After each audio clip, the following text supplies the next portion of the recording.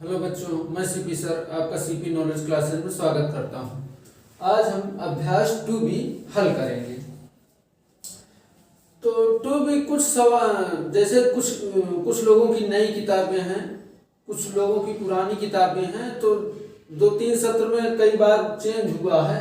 कुछ में ये 2C में सवाल है, किसी में 2B में है। तो जिसमें जो हो मेन आपसे सवाल जानने से मतलब सवाल देख लीजिए किसमें मिलेगा, उसको हल कर लीजिए, ठीक है। क्योंकि जो हमारे पास किताब है उसमें 2B में है, बाकी और जो बदल रही किताबें तो कुछ में 2C में है, कुछ में किस में है। तो मेन आपका क्या है कि आप सवाल देखिए जिसमें आपको मिले हल करते चले जाइए। तो यहाँ देखिए इसमें क्या करना है, रिक्त स्थानों की पूर्ति करना, अर्थात डिब्बा बना हुआ इसमें भरना है। तो पहली सवाल में क्या करना है, पहली सवाल में दिया है कि इसमें क्या भरा जाएगा। तो देखिए लिखा है 468 गुणे 0 बराबर क्या होगा, वो भरना है। तो यहाँ देखो, अगर किसी भी संख्या को अगर 0 से गुणा करते हैं, चाहे जितनी बड़ी संख्या हो, अगर 0 से गुणा किया जाता है तो क्या उसका मान आता है 0, इसका मान 0 हो जाता है। इसमें देखिए तो इसमें 8976 गुणे 5432 बराबर लिखा हुआ है 5432 गुणे, अर्थात इसमें पूछ रहा है कि एक संख्या लिखी और गुणे में दूसरी संख्या कौन सी भरेंगे। तो देखो ये वाली लिखी हुई है, ये बाकी है, इसी को भर दो, हो गया बस 8976 यही बाकी था, इसको भर दो, हो गया। अब इसमें देखो, इसमें लिखी हुई 8973 गुणे 1 बराबर क्या होगा। तो 1 से किसी संख्या में गुणा करने पर उस संख्या में फर्क नहीं पड़ता, अर्थात यही संख्या प्राप्त हो जाएगी 8973। तो ये था, बहुत सिंपल सी सवाल थी, तो इसको लिख लीजिए।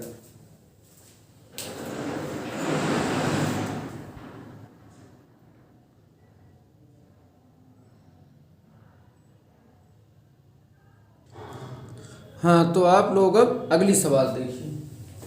अगली सवाल दूसरी की पहली है कि प्रगुणों का प्रयोग करके गुणनफल ज्ञात करना है। प्रगुणों का जैसे साहचर्य नियम, क्रम विनिमय नियम, इन सब का जिनका उपयोग हो उसका प्रयोग करके तब हल करना है। नहीं तो गुणा करना आप सीधा सीधा कर सकते हो, लेकिन नियम का प्रयोग करके हल करना है। तो देखिए, तो इसको लिख सकते हैं 4 गुणे 2834, इसको बंद कर दे गुणे 25। ये क्या है, ये है लिखा वैसे ही, इसको हम इकट्ठा कर लिए, इसको अलग ब्रैकेट बंद करके दिखा दिए। तो कौन सा नियम है, साहचर्य नियम। कौन सा नियम है, साहचर्य नियम है, या साहचर्य प्रगुण चाहे जो लिख लो, या साहचर्य प्रगुण ऐसे लिख सकते हो, प्रगुण ऐसे, साहचर्य नियम चाहे साहचर्य प्रगुण ऐसे। अब इसको ऐसे दिखा दे, अब इसको हम पलट दें, इधर कर दें तो आसानी हो जाएगी। देखिए अगर इसको हम लिख दें 2834 गुणे 4 और गुणे 25, तो ये कौन सा नियम हो गया, इसमें कौन सा नियम लगा दिए, क्रम विनिमय नियम। क्रम विनिमय, क्रम विनिमय प्रगुण है ये, ठीक है। ये क्रम विनिमय प्रगुण है, जो क्रम मतलब बदल गया है, पहले ये था अभी ये हो गया इधर। अब इसमें क्या करना है, अब फिर से वही कर दो 28 या 2834 गुणे, अब इसको ऐसे कर दो, फिर वह अपनी जगह लिखा हुआ ना, देखो अपनी ही जगह लिखा हुआ है, इसको केवल इसको बंद करके इसको अलग कर दी। एक और फिर वही नियम हो गया, साहचर्य नियम या साहचर्य प्रगुण ऐसे कर सकते हो, ठीक है। अब ये देखो 2834 गुणे, अब इसको गुणा कर दो, 25 चौका 100, और 100 से गुणा करने पर इसमें क्या होगा, 1 से गुणा करने में कोई फर्क पड़ता नहीं, 2 जीरो इसमें और लग जाएगा। तो आप ऐसे भी कर सकते हो, डायरेक्ट करना हो तो, नहीं तो 100 से गुणा करिए तब भी वही आएगा। तो आप जैसे सरल लगे वैसे कर लेना, इसमें गुणा करना है 100 का। तो क्या आएगा 2834 के आगे इसमें 2 जीरो आप लगा लो, ये आंसर आपका हो जाएगा। और ना समझ में आए कि एक डायरेक्ट कैसे कर दिए, तो आप इस पे नीचे 100 से गुणा कर दो, तब भी यही आएगा। तो ये आपका आंसर हो गया, इसको लिख लीजिए।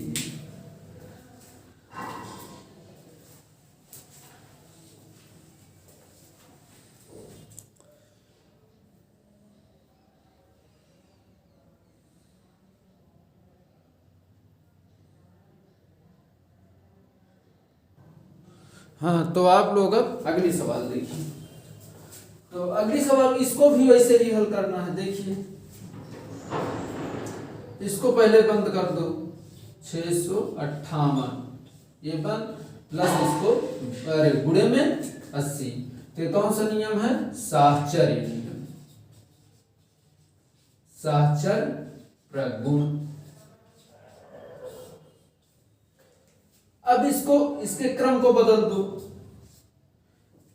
अब करने को तो ऐसे भी कर सकते हो, लेकिन इसमें करोगे तो आसानी होगी गुणा करने में, बाद में आपको सरलता से हल हो जाएगा। और बाकी ऐसे भी कर सकते हो। तो इसको क्रम को चेंज करो, 658 इंटू 5 इंटू 80। ये कौन सा गुण हो गया? क्रम विनिमय प्रगुण हो गया। क्रम विनिमय प्रगुण हो गया।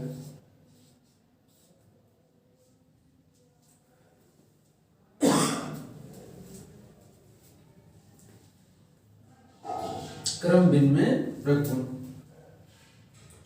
फिर बराबर इसको बाहर कर दो, इन दोनों को गुणा में अंदर करो, 5 गुणे 80। फिर ये कौन सा, अब की बार क्रम नहीं चेंज किया, केवल ब्रैकेट इसमें लगा है। तो ये कौन सा फिर नियम होगा? साहचर्य प्रगुण, साहचर्य प्रगुण। आप अपनी किताब में देख लेना, ठीक है? तो ये आपको नियम उसमें लिखा हुआ है।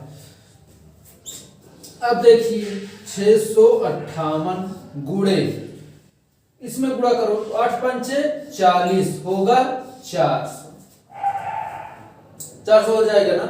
अब इसको कहीं गुणा करके देख लो कि कितना आता है। 658 इंटू 4, 658 इंटू 4। अब सोचो कि 2 जीरो नहीं लगाए, 2 जीरो तो आप लास्ट में भी लगा सकते हो। तो 4 अठे 32 हासिल 3, 4 पंचे 20, 4 अठे 32 हासिल 3, 4 पंचे 20, 3 23 हासिल 2 बचा, और 4 छन 24, 25 26।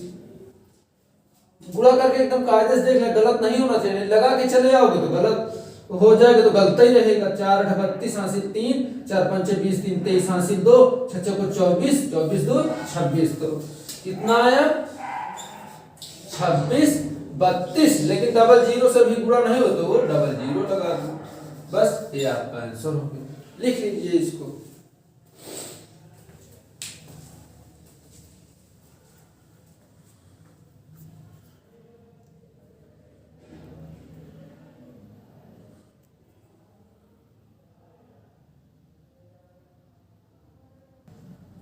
हाँ, तो आप लोग अब अगली सवाल देखिए। अगली सवाल लिख रहे हो 25 गुणे 4837 इंटू 40। अब इसको करो, इसको भी वैसे करना है। तो देखिए, इसको पहले बंद कर लीजिए इन दोनों को ब्रैकेट के अंदर। तो 25 गुणे 4837 गुणे 40। तो ये कौन सा नियम है? साहचर्य प्रगुण है, इसीलिए हमने लिख दिया। आपने सोचोगे पहले से लिखा है तो लिख दिया था कि सवाल हल करने के बाद हमको लिखना ही था, बार बार लिखना है, तो नियम वही लगाना है। नियम अभी दूसरा सब में चेंज होता तो अलग बदल देते, मिटा देते उसको, इसीलिए लिखा है। अब इसमें क्या करना है? फिर अब वही क्रम को बदल देना है, यानी 4837 गुणे 25 गुणे 40। ये कौन सा नियम है? क्रम विनिमय प्रगुण है। अब इसको यहीं रहने दो, अभी इन दोनों में ब्रैकेट लगाओ, यानी 4837 गुणे 25 गुणे 40। ठीक है, तो ये हो गया। अब क्या करना है, इन दोनों का गुणा कर दो। तो इसको पहले मिटा लो।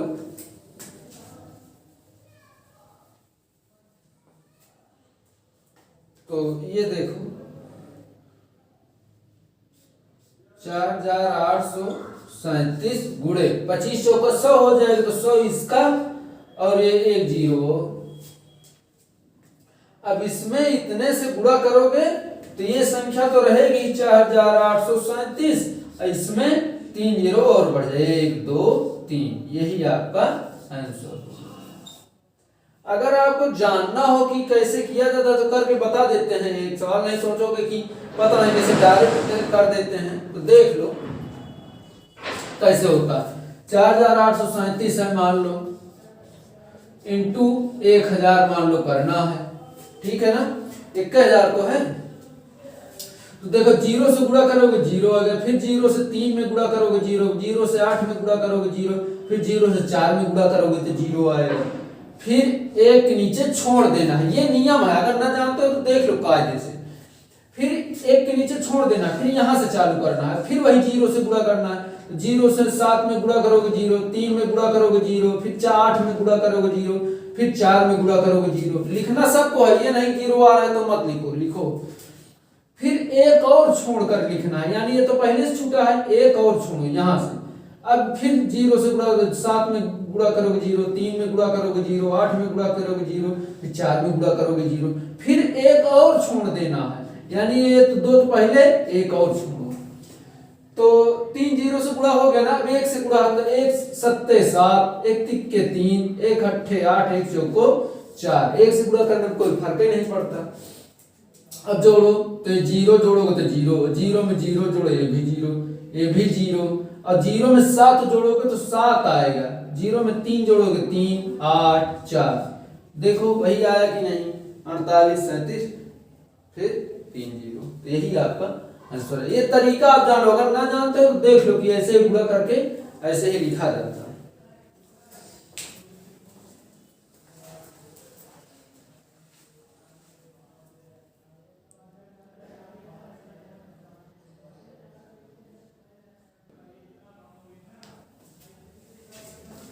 हाँ, तो आप लोग अब अगली सवाल जो तीसरी नंबर है, आप अपने आपके लिए होमवर्क है, अपने हिसाब से करके आना। अपने हिसाब से मतलब उसमें देखना जिस नियम से कह रहा है, उसमें क्या कह रहा है, वितरण प्रगुण के, यानी वितरण प्रगुण का प्रयोग करके तब हल करना है। किताब में देखना वितरण प्रगुण कैसे है, उसको हल करना, पहले अपने आप से हल करना, हम तो बताएंगे ही यहाँ, पहले आप अपने आप से हल करना, उसके बाद हम यहाँ बताएंगे, नहीं आएगा तो ठीक है। और एक बात और है, जब आप अपने हिसाब से किताब आप करते हो सवाल, जो स्वयं से आ जाती है सवाल, तो बहुत खुशी होती है कि हम लगाए और हमको आ गया।